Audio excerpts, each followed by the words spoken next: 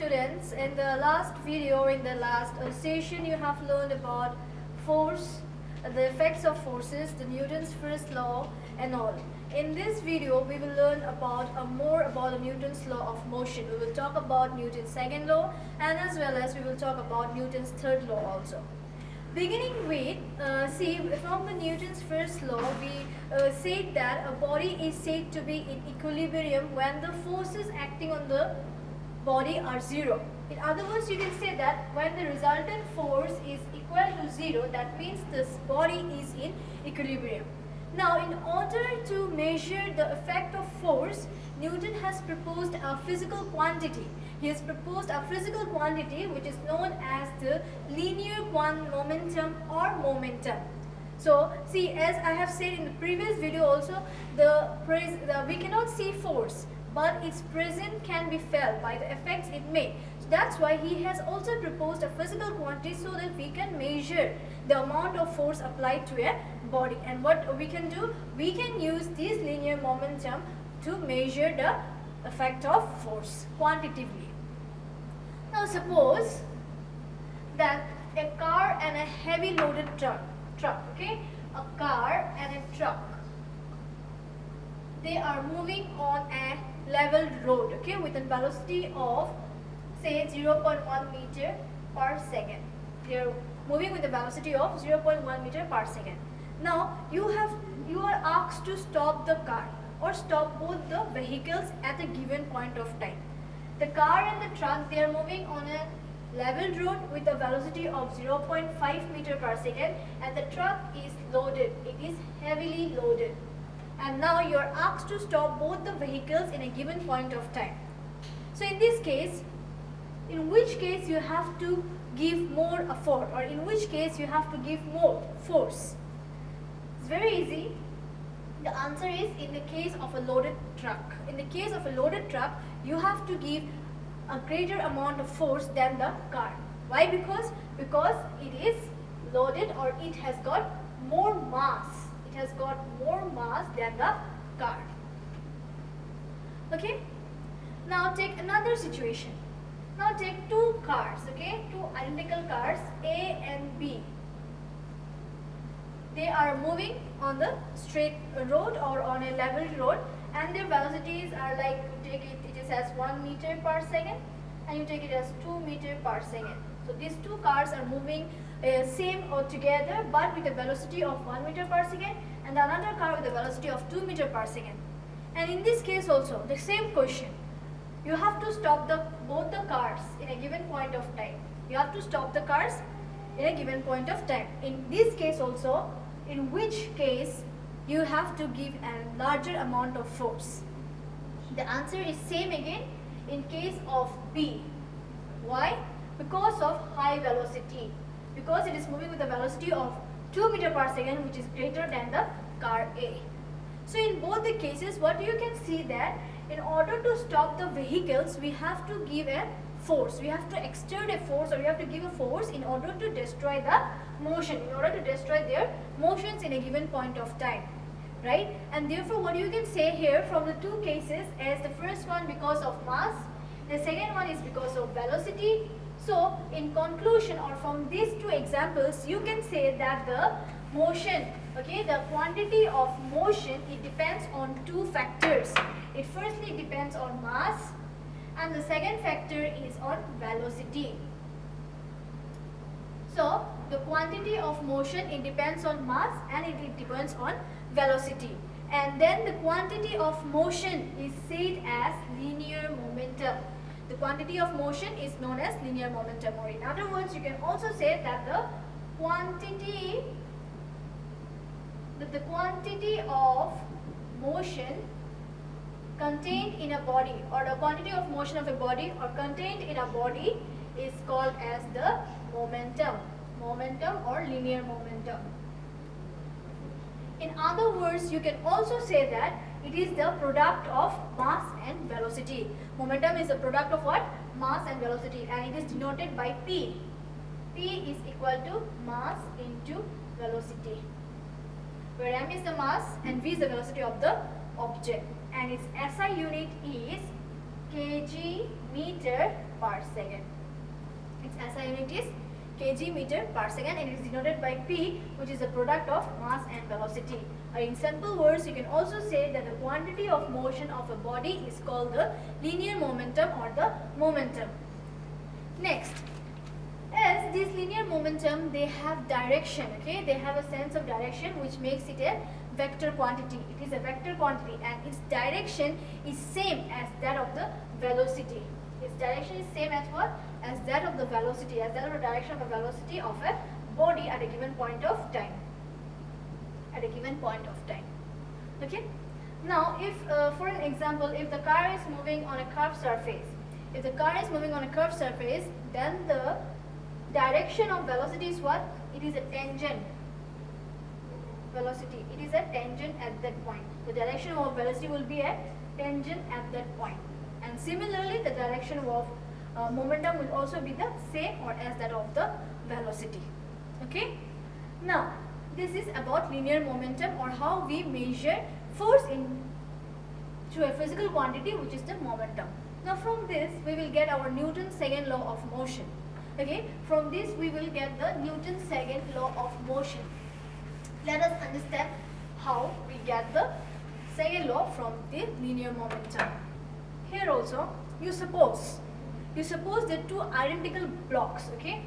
Let's say there are two identical blocks, A and B, and they are at rest, okay? And then you and your friend are asked to move these two identical blocks. You are asked to move these identical blocks at a velocity of 0.25 meter per second, and then you are asked to move to a velocity of 2 meter per second. Okay? In how many minutes? The given time is in 5 seconds.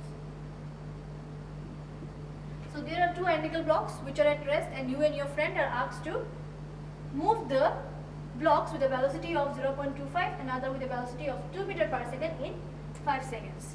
Now tell me, who have to give a more force or who have to give an extra force in order to move these blocks? You or your friend? Obviously the answer is your friend. Because here the velocity is more. In order to move or in order to push an object to a greater velocity or to a greater acceleration, you have to give more force. Okay? Now see, in this case, you produces an acceleration of how many? Produces an acceleration of 0.05 meter per second square, and here you produces an acceleration of 0.4 meter per second square. That means in the second case, the acceleration is more, and that's why the force you have to exert is also greater.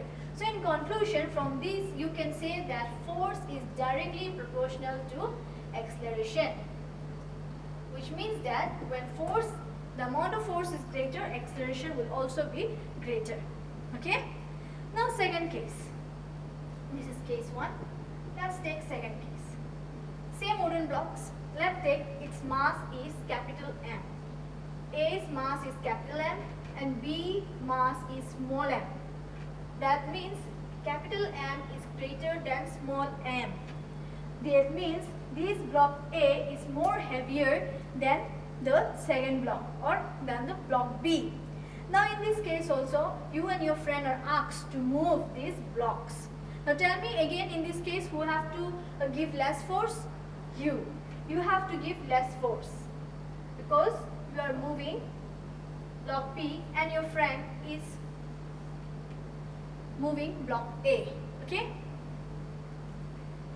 You have to give more force because you are moving a block which has a mass capital M, and your friend who is moving a block of small m, he has to give less force, which again concludes us or give us that F is directly proportional to mass. Okay, directly proportional to mass. When mass is small, you have to give less force. When mass is more, you have to give more force. So from these two, what we can write from these two, we can write that F is directly proportional to mass into acceleration. Isn't it? That means means F is equal to K into M into A, where K is a proportionality constant. Okay, where K is a proportionality constant and its value is 1 in the SI and CGS system. Then we get F is equal to M into A, that is mass into acceleration, which is the second law of motion, which is Newton's second law of motion. From here you can also conclude that from there, if your mass is given and a force is given and you have to find out A, then A is equal to force by mass. This is also known as Newton's second law of motion, which states that the acceleration produced by an external force acting on a body is directly proportional to the force acting and inversely proportional to the mass of the object. So it is also a statement. The statement also says that the acceleration produced is directly proportional to the force acting on the body and inversely proportional to the mass of the body. So this is Newton's second law of motion, which says that F is equal to M into A. That means force is a product of mass into acceleration. Now let's see Newton's second law in terms of linear momentum. Okay, let's see this in case of linear momentum. In terms of linear momentum, the statement states that the rate of change of momentum of a body, okay, the rate of change, what it says that the rate of change of momentum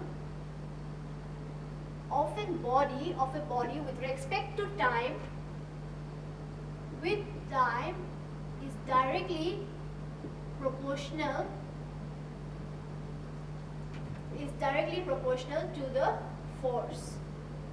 Directly proportional to the force is what? Is directly proportional to the force or external force acting on the body, and it takes place in the direction of the force, which simply means that the rate of the change of momentum of a body with respect to time is proportional to the force. For example, let's take if u is the initial velocity of a body of mass say m and v is the final velocity. Okay, if let's take an example, if u is the initial velocity of a body of mass m and v is the final velocity, then the rate of change of momentum in time t will be what? M v minus m u. This is the rate of change of momentum with respect to time. Then according to this law, what does it say? It says what? This, the change in momentum with respect to time is directly proportional to whom? Is directly proportional to the force applied. Is directly proportional to force applied, or you can say the force applied to a body is directly proportional to the change in the momentum of the body with respect to time. So this is Newton's second law in terms of linear momentum. And again here we can write k into mv minus mu by t, where k is the proportionality constant and its value is 1 in both SI and CGS system. Then you will get F is equal to mv minus mu by t. Now if we take m out, then you will get v minus u by t, which is nothing but acceleration, m into a. Acceleration is the change in velocity with respect to time. So we get F is equal to m by a. This is Newton's second law in terms of linear momentum. Then its SI unit is, what is the SI unit of force? The SI unit of force is Newton.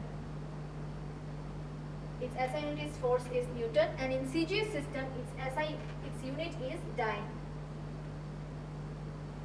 It's dyne. Now Newton. Or you can say that when a body of mass 1 kg produces an acceleration of 1 meter per second square, then the force acting on the body is 1 Newton. So the definition of 1 Newton can be, it means that 1 Newton is what? It is the force, okay, it is the force which produces an acceleration of 1 meter per square of a body of mass 1 kg. So this is the definition of 1 Newton. And then as I said in CGS it is dyne, so 1 Newton is equal to 10 to the power 5 dyne.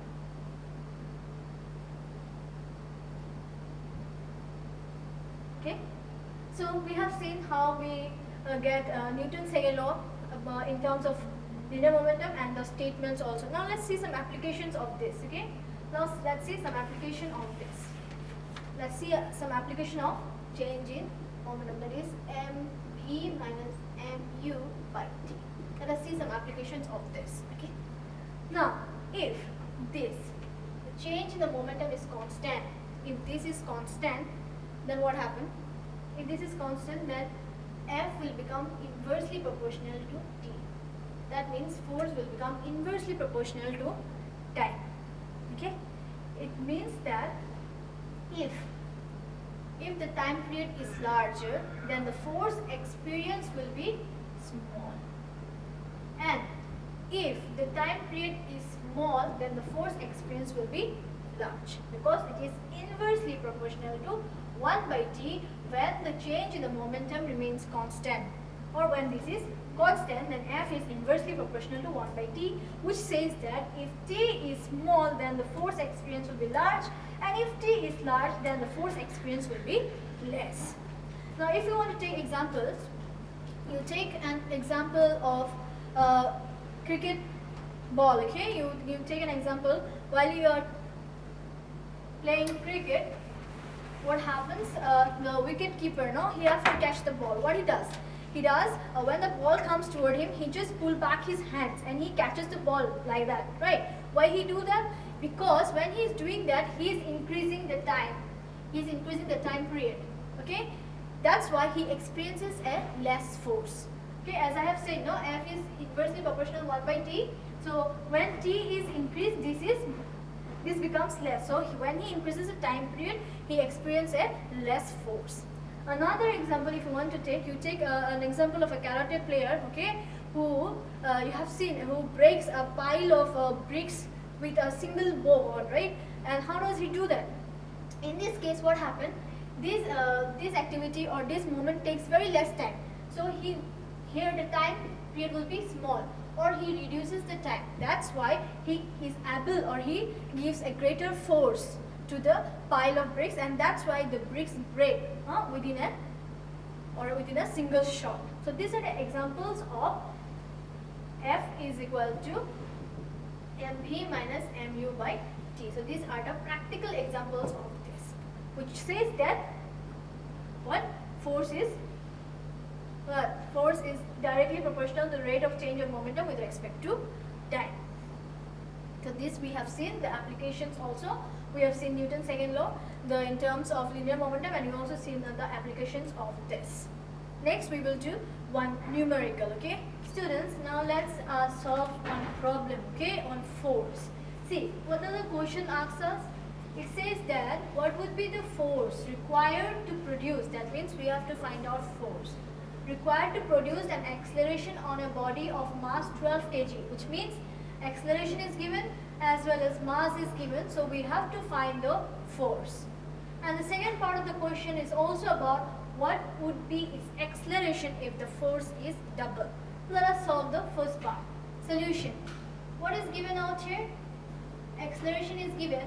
A is equal to 2 meter per second square, and then the mass is also given. M is equal to 12 kg. And then we know the formula. What was that? Newton's second law of motion. F is equal to m into a. So in this case, we will use this formula. So in this formula, we'll put the value of m. M is 12 into 2 So your answer will be 24 Newton. The force is 24 Newton. The next case, this is the first case, which is the force we have found out. The second case says that what would be the acceleration? That means we have to find out A when the force is double. The second case,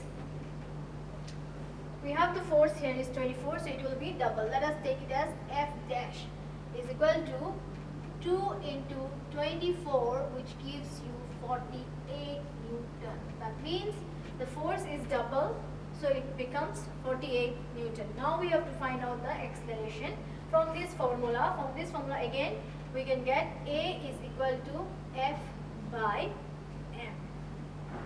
Now here F is 48 and mass is 12. So when we cut, we get 4 meter per second square. This is the acceleration. So first we have to find out the force we have found out, and then from this force, when it is double, we have to find out the acceleration, which is 4 meter per second square. You have to keep in mind that when the mass remains constant, okay, when the mass remains constant or same, then when the force is double, the acceleration will also be double. As we have learned now that F is directly proportional to acceleration. So when this is double, even this will be double. Okay? Let's solve another problem. Okay, let's solve one more problem. Now let's read the question. The motorcycle is moving with a velocity of 90 km per hour, which means that initial velocity is given, and it takes 5 seconds to stop after the brakes are applied. That means your initial velocity is given 90 km per hour, and your final velocity will be 0 because it comes to a stop, and the time is 5 seconds. Now they are asking us to calculate the force exerted by the brakes on the motorcycle if its mass alone with the rider is 200 kg. That means mass also is given, but we are asked to find out the force. And how we can find force?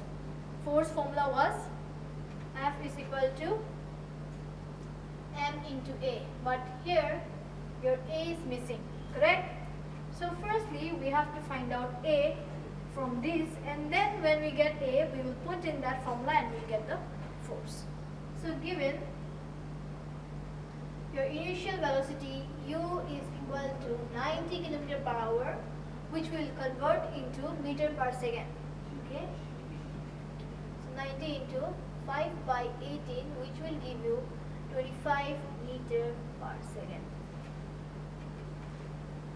Okay? And then your V is given as 0, T is 5 seconds, and your mass is 200. Now what we have to do, we have to find out acceleration, right? So using which formula we'll find? Using this, V is equal to U plus AT. What was that? Equation of motion, equation. From this equation, the second equation of motion, from this we will find out A. V is 0, U is 25 plus A into 5. We'll take our 25 this side, or we can take this to the left hand side. A into 5 is equal to 25, and we'll get here a minus sign because they are changing their places. That means A is equal to minus 25 by 5 minus 5 meter per second square. That means your acceleration is what? Minus 5 meter per second square. Okay, there is a negative sign with the force, which means it is exerted in the opposite direction of that of the what? Motion. Now that means this is a retardation, decrease in the velocity. Okay, now we have found out our acceleration. Now we'll put it in that formula. F is equal to M into A. Our M is 200 into minus 5. That means 1000 Newton. That means what? The brakes applied a retardation force of 1000 Newton on the vehicle. So like this you can solve the other problems also, and there are so many problems in your textbook. You can go through them and solve them also. Okay? Okay students, see, we have learned about the second law. We have done some calculations also. Now let's talk about the Newton's third law of motion. See, Newton has given us 3 laws, okay, defining the different laws of motion. The first he has defined how force is or what is force. In the second law, he has proposed a quantity, okay, how to measure the effect of force. And in the third law, he has given an important concept that forces does not occur in an isolated system. It occurs in pairs. Force always occurs in pairs. Now, let us take an example, okay, to understand this. Now, you take a spring, okay, you take a spring and you stretch it. You stretch it, giving a force. You are stretching a spring, giving a force in this direction F. Now, when you try to hold the spring, what happens? Even you also feel a pull, right? You are pulling something, but you are also feeling that something is pulling you back, isn't it? And that force is exerted by the spring in the opposite direction. Let's take as Fs. Okay? So this, when we calculate, we find that, or in rest position, we find that these two forces are equal in magnitude.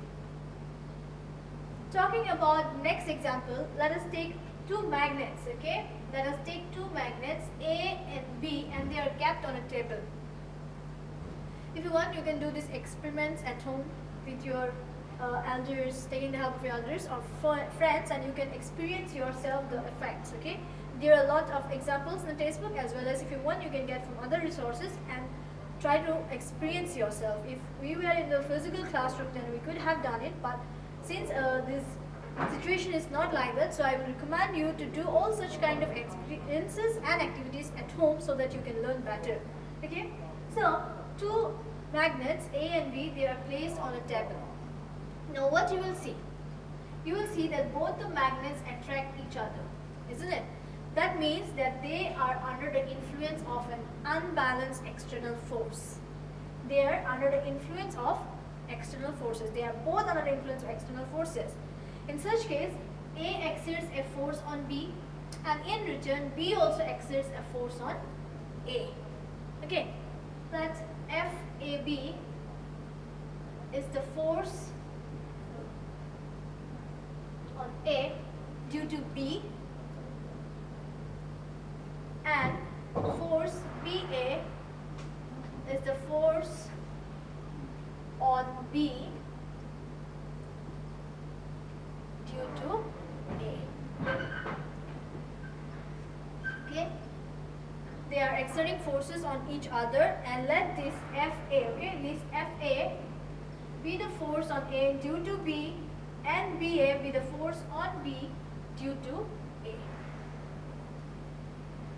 That experiment shows that the magnitude of the forces are always equal, or that means that the bodies, whenever they interact each other, they exert equal forces on each other.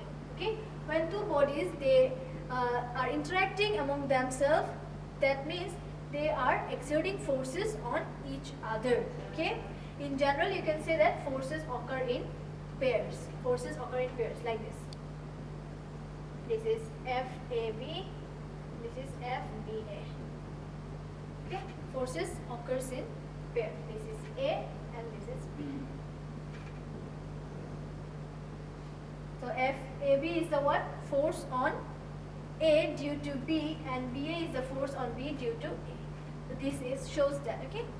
That means if a body, okay, if a body exerts a force on another body, then the second body also exerts an equal and opposite force on the first body. In those cases, or in these forces, you can say that one force is called the action, and another is called the reaction force.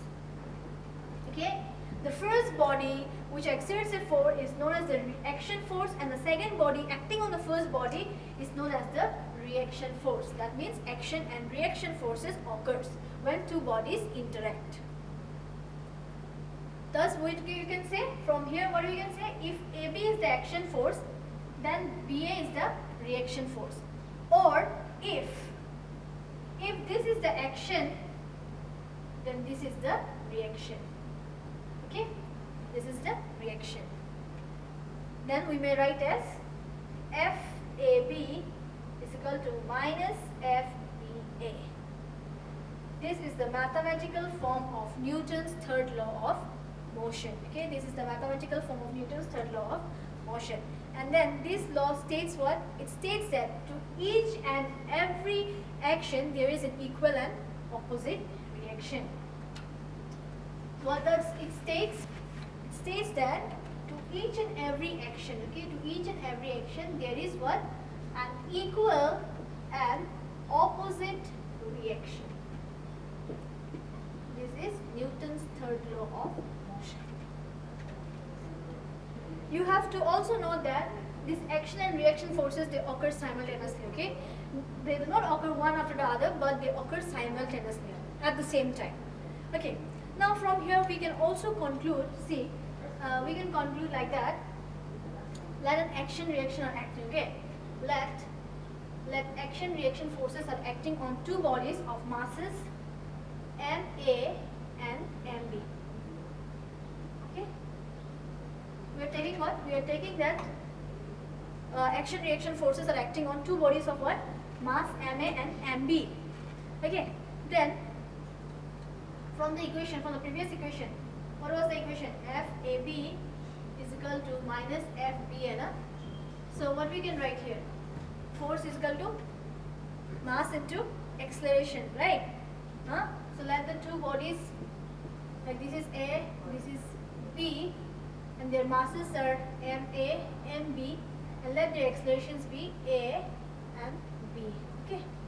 So what we can write from here? A and to B, na? So this will be MA into AA, isn't it? It will be what? MA into AA minus MB into AE. We can write like this. Then the next we can cross multiply, and then we can write AA by AP is equal to minus MB by MA. That means what? That simply means that A is directly or inversely, A is inversely proportional to mass. So in conclusion, we can also say that acceleration is inversely proportional to mass, which means that heavier mass experiences less acceleration and vice versa. Which means what? Heavier mass, it experiences less acceleration and the vice versa. Now you have to also remember one concept, that these action reaction forces, they do not cancel out each other. Why? Why? Because they are acting on different bodies. They don't act on the same body. They act on the different bodies. That's why they do not cancel out each other. You have to remember that. But the balanced and unbalanced forces, they cancel out each other. But because why? Because they act on the same body. But here the action reaction forces, they do not cancel out each other because they are not acting on the same body. Instead, they are acting on different bodies. Now let me give you some examples of Newton's third law of motion. Very practical and simple examples. The first example you can take is why we are able to walk on the ground. We are able to walk on the ground because of Newton's third law of motion. What do? We push the ground in the backward direction, where the ground pushes us in the forward direction, and because of that we are able to walk around on the ground. The second case, or the second example you can take, like when a man jumps off from a boat, the boat experiences a jerk in the backward direction. This is also because of this reason. Then you can also take a balloon, inflate it and leave it. What will happen? The balloon will move in the opposite direction to that of the opening from where the air is coming out. So these are all the examples of Newton's third law of motion. Now after talking about Newton's third law of motion, let us also talk about the conservation of linear momentum. Okay, we know now what is linear momentum. Linear momentum was this. So let us now talk about the conservation of linear momentum. How momentum is conserved or remains constant. So conservation of linear momentum.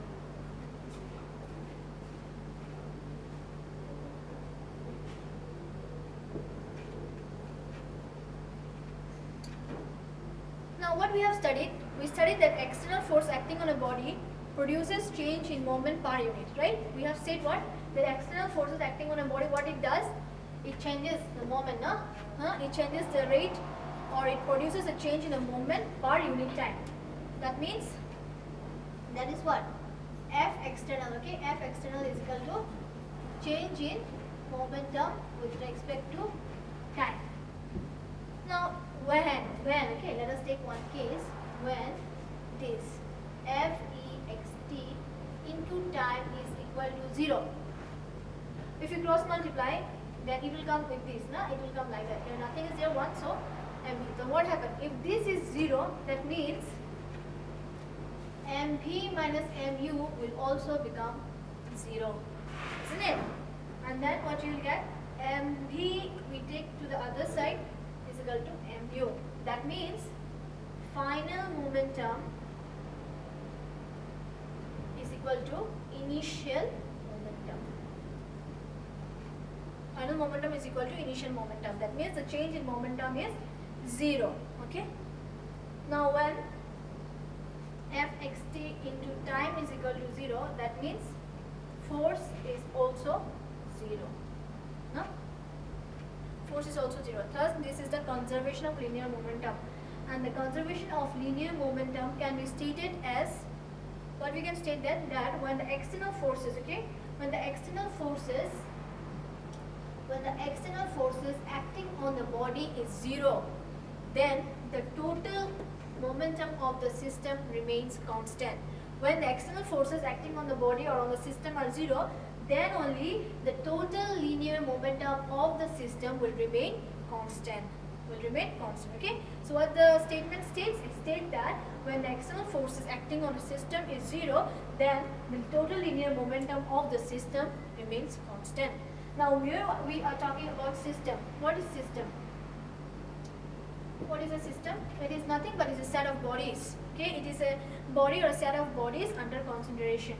And for applying this conservation of linear momentum, it will be easy if you take combination of bodies as one system.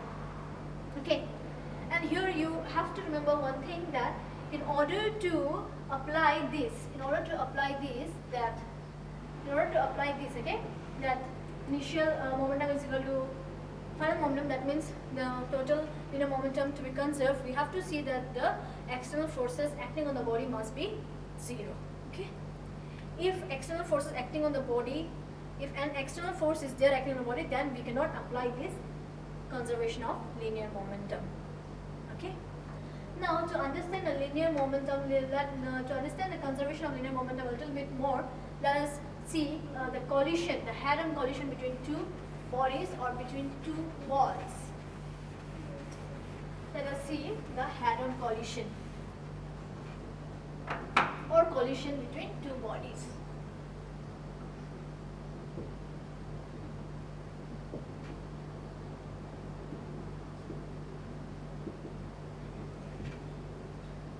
Okay. Suppose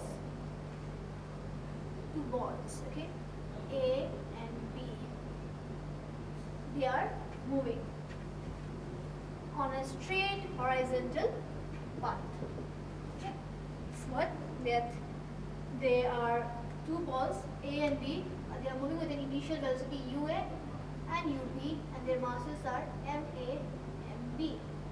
They are moving. Okay. Initially they are moving, and then they are moving with the velocity of UA and UB, and the masses are MA and MB. Okay. Now what happened? The total linear momentum will be what? In this case, the total linear momentum will be MA UA plus MB UB, isn't it? In this case, the total linear momentum will be this. Then they collide. No?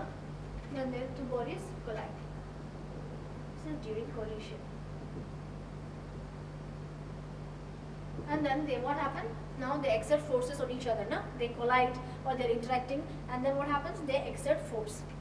Same, the forces FAB, FBA, like the first one. Okay. force on each other. Then FAB is the force on A due to B. This is what? FAB is the force on A. It is the force on A due to B. And this is the force on B due to A. Please don't get confused and see this, okay? This AB is on A, this is the force on A due to B, and this is the force on B due to A. Now they are colliding and they are exerting force on each other. After collision, what happened? They again start to move. Again they start to move, but now with a different velocity. Now their velocity changes. They are moving with VA and VB.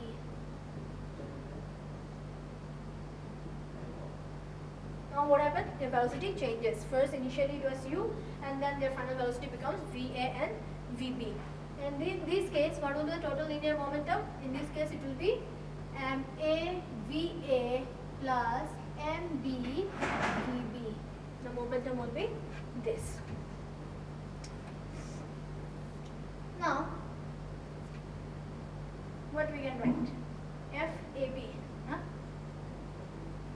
FAB. From this collision we can write that after the force on A, the force on A due to B, the force on A due to B is responsible for what? Change of rate of momentum. So what we can write here? You can write that MPA minus MUA by T. Okay? MVA minus MUA by T. Similarly, for FBA, also we can write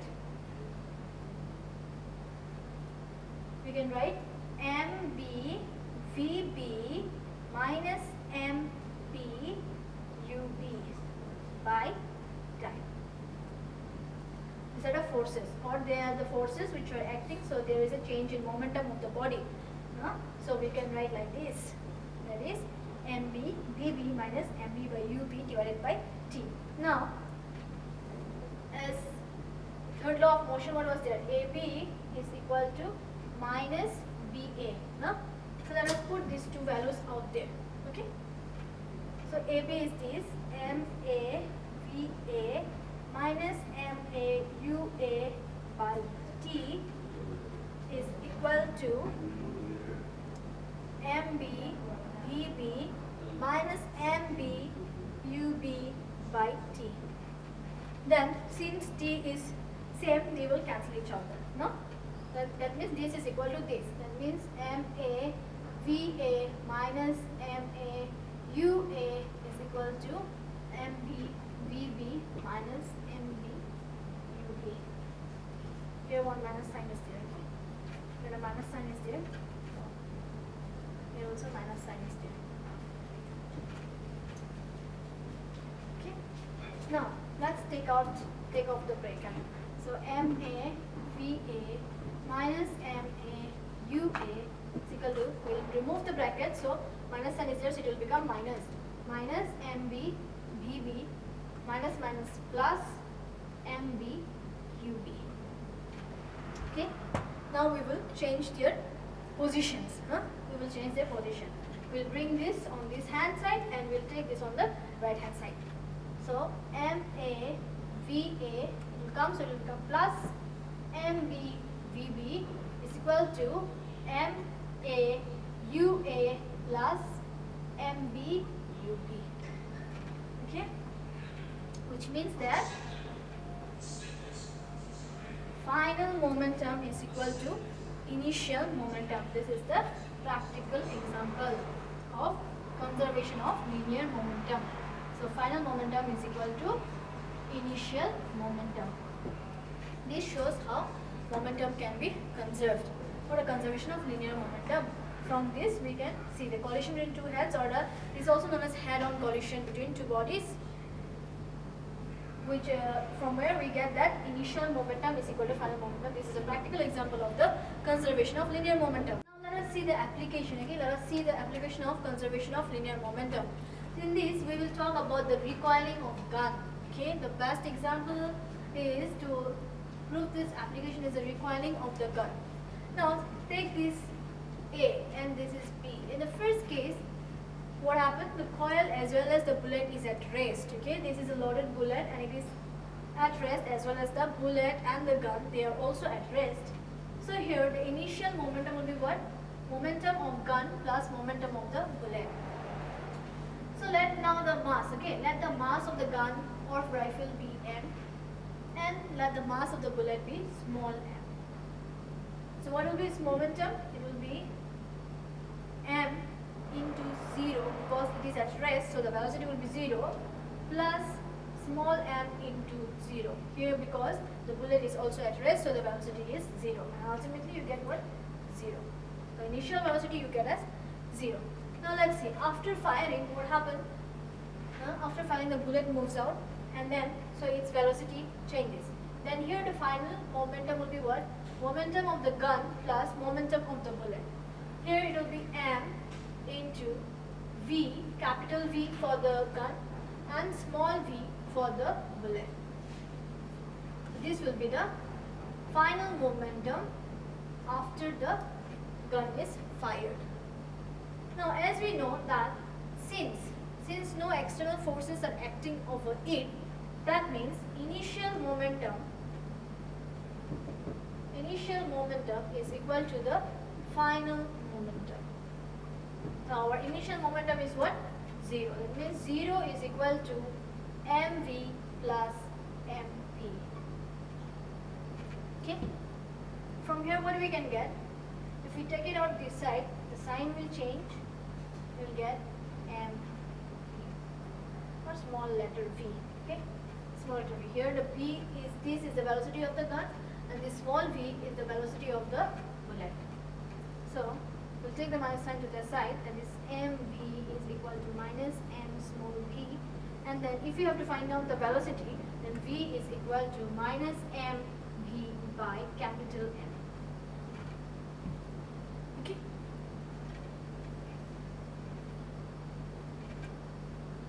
So from this we can get the velocity of the gun, or that means, and here the negative signs, it means that the gun or the coil gun recoils, okay, which means that the gun recoils back, or the velocity, or it moves in the direction to that of the motion, in the direction opposite to that of the motion. The bullet goes out from here and the coil recoils in the backward direction. That's why we have a negative sign here, which means that the gun recoils.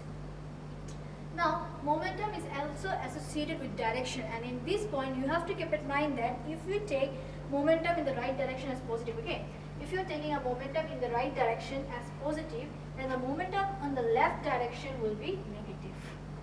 So this is a note to remember. Now here we have also seen the application, and based on this application let us solve one numerical problem. Okay, based on the application that the coil recoils, on that let us solve one problem. Okay, similar to the application, the question asks you the rifle of mass 3 kg fires a bullet of mass 0.3 kg. Okay, the two masses are given, the masses of the bullet and the fire. Okay, based on the application let us solve this numerical. Okay, and the question is given that a rifle of mass 3 kg fires a bullet of mass 0.03 kg. That means both the masses, the mass of bullet as well as the rifle, it's given. Then the next, the bullet leaves the barrel of the rifle at a velocity. That means whose velocity is given? The velocity of the bullet is given. It's 100 meters per second.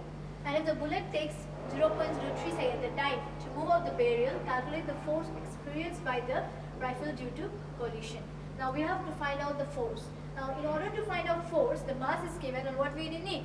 We need acceleration, right? And to find out acceleration, first we have to find out velocity. The velocity of the rifle. First we will find out the velocity of the rifle. Let capital M be the mass of the rifle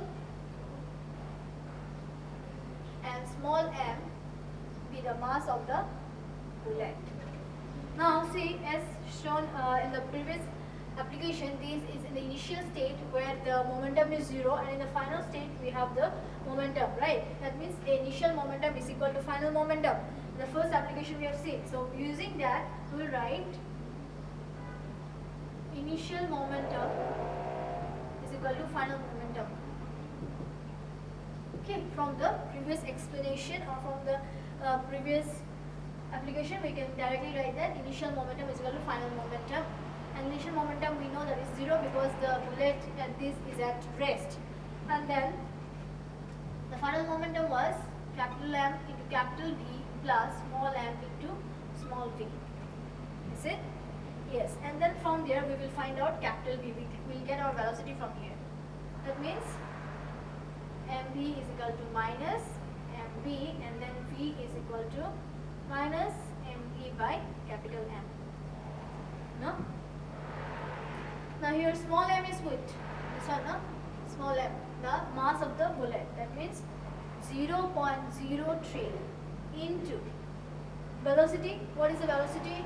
Velocity is 100 meter per second. So 100 divided by capital mass is 3. Okay. So this will be minus into 100 by 3. That means you will get minus 1 meter per second. This will be your velocity, where you will get minus 1 meter per second. Here the negative sign. Again, here a negative sign shows what? That the velocity is in the opposite to that of the bullet. It means the directional velocity of rifle is what?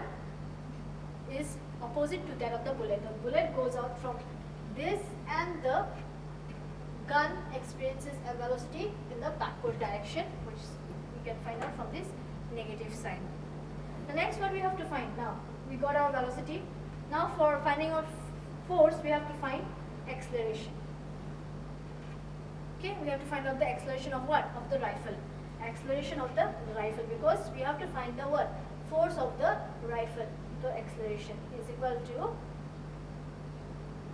A is equal to V minus U by T, no? V minus U by T. So our V is how much? Minus 1.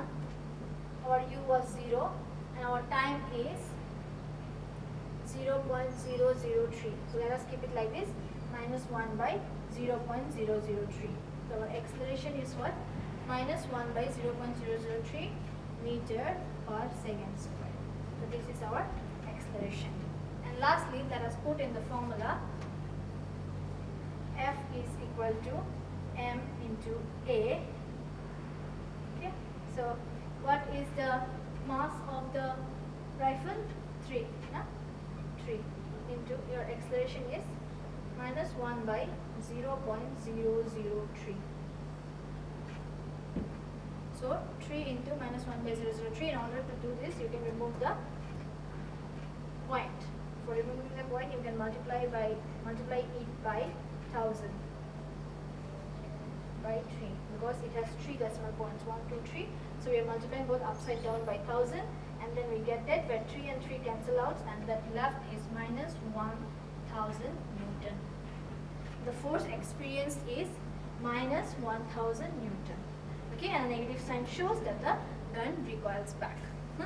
So hence the force is a directional velocity, but what the force we get, magnitude of 1000 Newton. Coming to the end of the chapter, here is a summary, and let us just go quickly through the points which we have learned in this video or in this chapter. Firstly, we have learned about force, and force is a push or a pull which changes the state of motion of a body. Secondly, we have also seen the effects of forces, how force can change, or how force is affecting our daily work, and we have seen like it changes the direction of our moving body. It also changes the shape and size of moving body, and we have learned about different effects along with the examples. Then next we have learned about the resultant force or the net force. Then we have also learned about balanced and unbalanced forces. When a number of forces acting on a body, they cancel out the effect of each other, then the forces acting are said to be balanced. And when they do not cancel out the effect of each other, then it's said that unbalanced forces are acting on the body. Moving to the next, we have learned about Newton's first law, which states that a body remains in its position unless and until an external force acts on it. Either it is in rest or in motion, it remains in that state unless an external force acts on it. Then we have learned about inertia from Newton's first law of motion. Inertia is what? The tendency of a body to oppose any change in its state of either rest or motion. And then we have also learned about different types of inertia that were like inertia of rest, of motion and of direction. Then we have also learned about the relationship between inertia and mass. That means a heavier body gives more resistance than the lighter body. Then we have learned about linear momentum, the physical quantity which is used to measure the effect of force. And then it is also what's known as what? It is the product of mass and velocity of an object. Then from there we have also learned about Newton's second law. Newton's second law was what? F is equal to m into a. And in terms of linear momentum also we have seen Newton's second law, which states that the force applied is directly proportional to the change in the movement, moment with respect to time, linear moment. Then next, and we have also learned about its application. Third, we have learned about Newton's third law, the action and reaction forces, and which states that to each and every action there is an equal and opposite reaction. And lastly, we have also learned about the conservation of linear momentum and its application, where initial momentum is equal to final momentum. So with this, we have come to an end of this chapter and with this video also. Thank you.